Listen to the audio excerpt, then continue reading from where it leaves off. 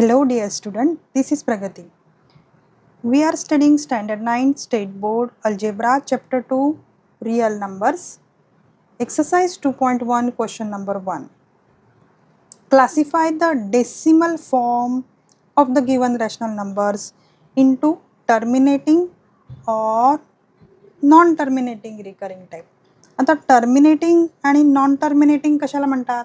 तो डिव्हिजन केल्यानंतर रिमाइंडर आपल्याला जर का 0 मिळत आहे तर त्याला आपण टर्मिनेटिंग डिव्हिजन म्हणू. आणि नॉन टर्मिनेटिंग कशाला म्हणायचं? की जिथे आपल्याला रिमाइंडर 0 मिळणार नाही, दुसरा काहीतरी नंबर मिळेल. तर असे दोन प्रकार पडतात. एक तर 0 मिळतो, नाही तर 0 मिळत नाही. फॉर एक्झाम्पल आपण पाहू, जर का मी 1 ला 5 ने डिवाइड करत आहे तर मला काय मिळतं? इथे 0 पॉईंट, इथे 10 झाले. 5 2 जा 10, बरोबर. इथे रिमाइंडर 0 आला, बरोबर. आता मी एखादा अजून नंबर घेते. सपोज मी 25 ला 100 ने डिवाइड करत आहे तर इथे मला 0 घ्यावं लागेल आणि इथे झाले 250. तर मी 2 जा करणार, 200, 50 रिमाइंडर आले आणि इथे अजून एक 0 वाढला. आता 5 जा करेल तर इथे मला रिमाइंडर 0 मिळालं. तर जिथे मला रिमाइंडर 0 मिळतो त्याला आपण टर्मिनेटिंग म्हणणार. म्हणजे टर्मिनेट म्हणजे काय? की एंड झाला डिव्हिजनचा, त्याला आपण टर्मिनेटिंग म्हणू. आता सपोज मी 1 ला डिवाइड करत आहे 3 ने, तर मला काय मिळत आहे? 3 ने डिवाइड केल्यावर इथे 10 झाले. 3 3 जा 9, 1 उरला. मी पुन्हा 10 करणार, पुन्हा 3 3 जा 9 करणार आणि 1 उरणार. तर पहा मुलांनो, पुन्हा 10 केला, 3 3 जा 9 आणि 1 उरला. म्हणजे दरवेळी हा 1 उरणार आहे आणि हा जो आहे हे 3 इथे रिपीट होत आहे. म्हणजे ह्या डिव्हिजनचं आपण 3.3 डॉट असं लिहू शकतो. डॉट आहे म्हणजे काय? की तो डेसिमल रिपीट होत आहे, सिंगल डिजिट आहे तो रिपीट होऊन राहिलेला आहे आणि त्याला आपण नॉन टर्मिनेटिंग म्हणणार. Non terminating. का नॉन टर्मिनेटिंग? कारण की रिमाइंडर आपल्याला 0 मिळत नाही आहे, म्हणून तर नॉन टर्मिनेटिंग आहे. आता नॉन टर्मिनेटिंगमध्ये आणखी दोन प्रकार पडतात. एक तर ते रिकरिंग असतात, म्हणजे रिपीट होणारे डिजिट्स असतात, किंवा मग रिपीट होणारे डिजिट्स नसतात, बरोबर. तर मुलांनो, जे डिव्हिजनचे जो डिव्हिजन एंड होतो आहे म्हणजे तो टर्मिनेटिंग आहे. जर का डिव्हिजन नॉन टर्मिनेटिंग असेल तर तो एक तर रिकरिंग फॉर्ममध्ये असेल किंवा मग नॉन रिकरिंग फॉर्ममध्ये. तर पहा मुलांनो, लक्ष द्या. आपण डिव्हिजन न करता हे कसं ओळखू शकतो की एखादा डिव्हिजन टर्मिनेटिंग आहे किंवा तो नॉन टर्मिनेटिंग राहील? तर त्याच्यासाठी मुलांनो एक कंडिशन आहे. काय कंडिशन आहे? तर पहा मुलांनो, ज्या डिनॉमिनेटरचे फॅक्टर पाडल्यानंतर आपल्याला एक तर 2 हा प्राईम फॅक्टर भेटेल किंवा 5 भेटेल किंवा मग आपल्याला 2 आणि 5 हे दोनही भेटत असतील. लक्षपूर्वक ऐका मुलांनो, डिनॉमिनेटरचे प्राईम फॅक्टर काढल्यानंतर आपल्याला एक तर 2 मिळेल किंवा 5 मिळेल किंवा 2 आणि 5 हे दोनही मिळत असतील तर तो डेसिमल फॉर्म हा टर्मिनेटिंग असेल. आणि जिथे 2 आणि 5च्या व्यतिरिक्त आणखी दुसरा कोणता नंबर भेटत असेल तर तो नॉन टर्मिनेटिंग रिकरिंग फॉर्म राहणार आहे. फॉर एक्झाम्पल इथे पहा मुलांनो, डिनॉमिनेटर सपोज आता इथे 16 आहे.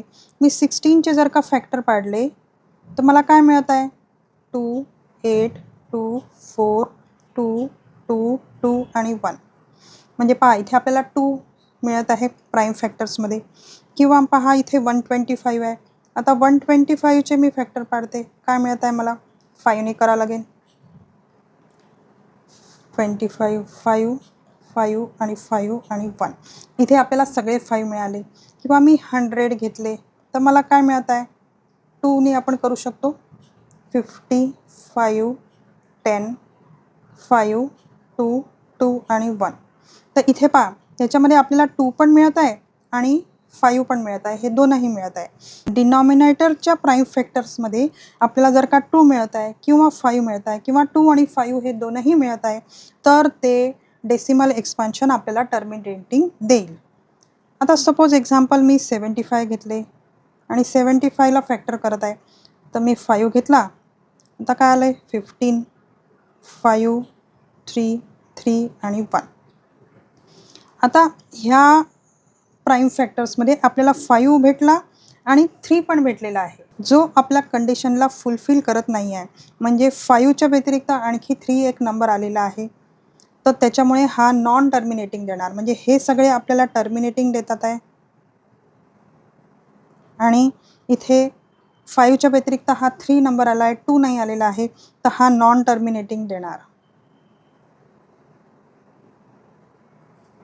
हे आपण डिव्हिजन न करता पण पाहू शकतो. चला मग आपला एक्सरसाइज सॉल्व करूया आपण. तर आपल्याला काय सगळ्यात पहिले 5 आहे. आपल्या कंडिशननुसार 2 आणि 5 ही कंडिशन फुलफिल होत आहे.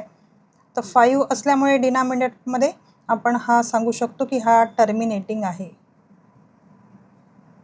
आता 11 आपली कंडिशन फुलफिल करत नाही आहे. 2 पण नाही आहे, 5 पण नाही आहे डिनॉमिनेटरच्या प्राईम फॅक्टर्समध्ये.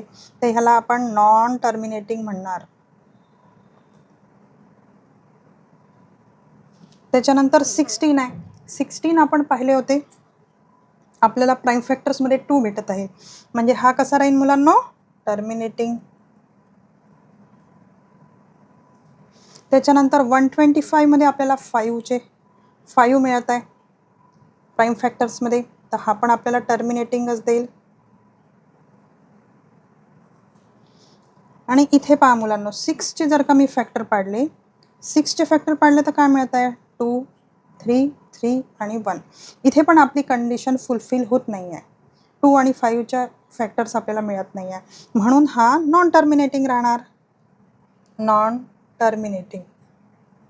पहा मुलांनो, महत्त्वाची गोष्ट लक्षात ठेवा की जे डिव्हिजन्स टर्मिनेट होतात ते रॅशनल नंबर्स असतात. जे डिव्हिजन टर्मिनेट नाही होत आहे पण आपल्याला रिकरिंग नंबर देत आहे. रिकरिंग म्हणजे काय? रिकरिंग म्हणजे रिपीट होणारे डिजिट्स.